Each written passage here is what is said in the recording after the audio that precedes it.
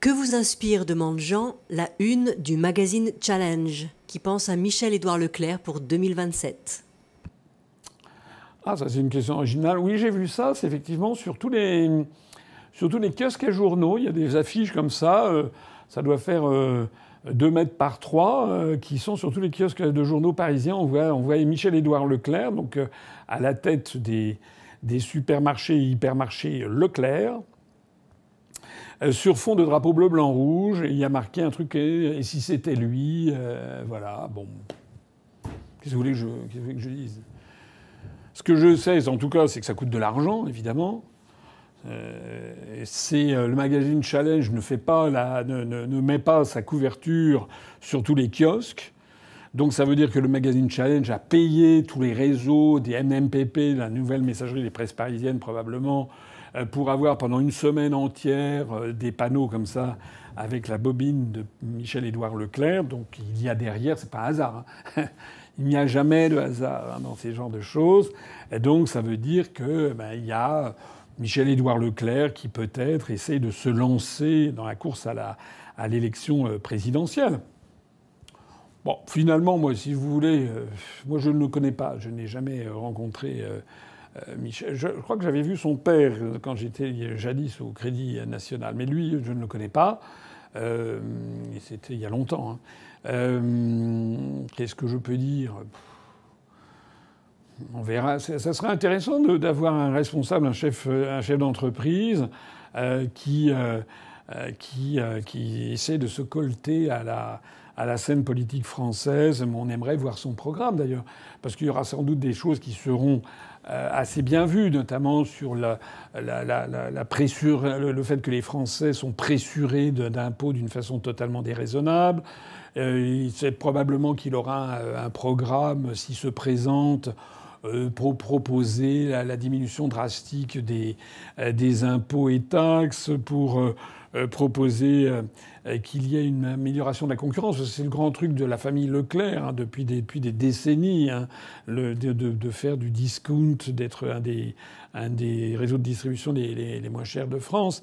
Donc j'imagine assez volontiers un discours libéral, un discours anti-impôt, anti-étatique. Voilà, ça serait intéressant. Et ce qui serait encore plus intéressant, c'est qu'il soit élu et qu'ensuite ensuite on verrait. Moi, en tout cas, s'il était candidat, je m'intéresserais de près à sa candidature. Et j'aimerais beaucoup savoir, notamment, ce qu'il dira sur notre participation et à l'Union européenne, et à l'euro, et à l'OTAN. Voilà. Pendant qu'on en est à parler, d'ailleurs, des candidats à l'élection présidentielle, alors j'ai vu un autre truc. Ça, c'est le magazine L'Express ou Le Point. Vous allez me corriger. C'est peut-être Le Point. C'est sur Édouard Philippe. Parce qu'il y a Édouard Philippe qui sort un nouvel ouvrage. Le premier a été un bide retentissant. Le premier, c'était... Ah oui, comment c'était? On avait l'impression d'une contrepétrie mal terminée. C'était comment les trucs qu'on... Les gens qui se disent dans des lieux qui nous disent... Les lieux qui... Des lieux qui disent... Des lieux qui disent... c'était... Enfin bon, bref... C'était un truc, enfin personne n'a lu ça, enfin je ne sais pas, moi j'ai pas lu ça.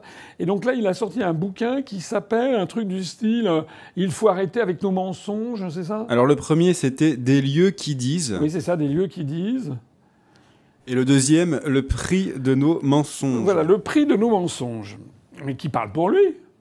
Alors que lui ait menti, ça je suis là, lui et toute sa famille politique, je suis d'accord, mais qu'ils prennent pas son cas pour une généralité. Hein. Moi, le prix de nos mensonges, le prix de vos mensonges, hein, ça c'est vrai. Mais bon, c'est encore un truc de marketing. C'est pas encore, ça a dû être encore écrit par Pierre-Paul Jacques, un prête-plume de McKinsey ou je sais pas quoi, revu et corrigé par Mimi Marchand qui a dû mettre son grain de sel sur le sujet. Tout ça, ça doit faire 192 pages parce que c'est calibré à la page près. Ça doit être d'une indigence rare. Ça doit être du style il faut faire preuve de courage, etc. Je serai courageux, même si, etc. Alors que tout le monde sait qu'en fait c'est le candidat de l'oligarchie et qu'il fera ce qu'on lui dicte. C'est un larbin, voilà. Mais ce que j'ai noté, donc outre le titre du livre de monsieur Édouard Philippe, j'ai noté surtout le titre. Je crois que c'est dans l'Express ou dans Le Point, je sais plus, je crois lequel des deux. Mais il y a marqué le nouveau livre du favori de l'élection présidentielle. Alors ça, c'est très important. Hein.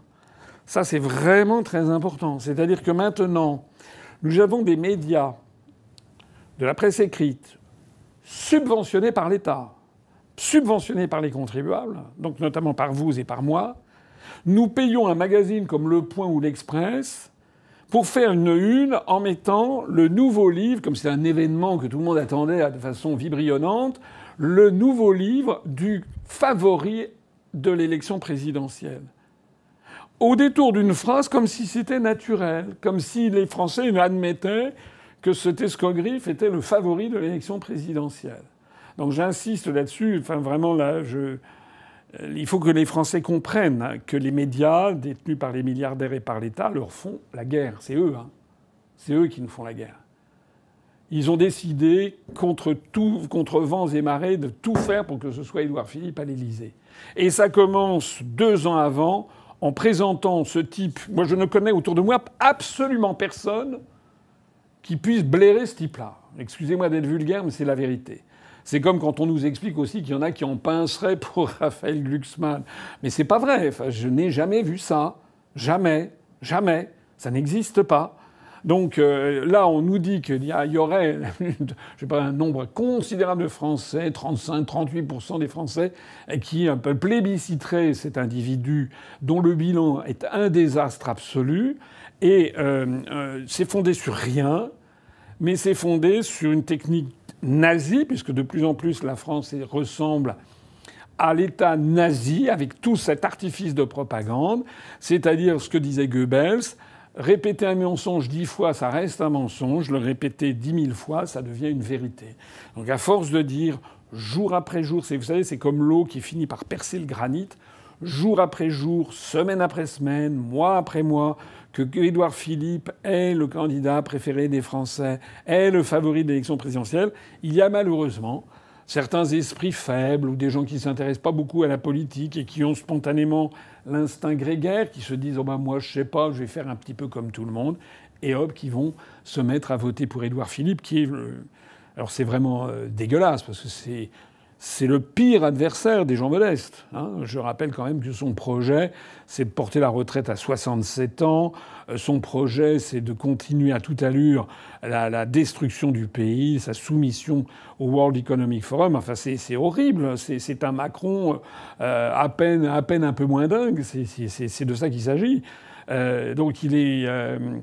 Voilà, je voulais faire cette petite mention spéciale sur ce numéro. Voilà, quant à Michel-Édouard Leclerc, alors je sais pas, c'est peut-être...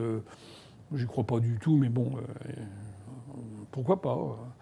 À vrai dire, entre les deux, je préférerais encore Michel-Édouard Leclerc comme président de la République plutôt qu'Édouard Philippe.